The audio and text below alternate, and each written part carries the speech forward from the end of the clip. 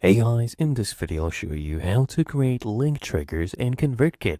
Now first just open up the dashboard, then click on Automate. Now these are all paid features by the way.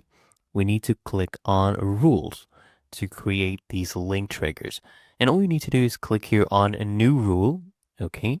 And then just go ahead and scroll down and click on this one. So under Trigger, choose Clicks a Link. So this will create a link trigger. So just go ahead and click on this.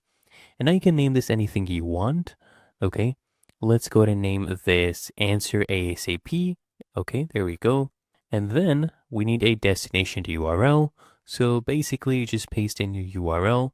And then for action, you can choose any of these different actions. For example, subscribe user to a form. You can choose this one and then you just select the form. Let's do the answer ACP landing page.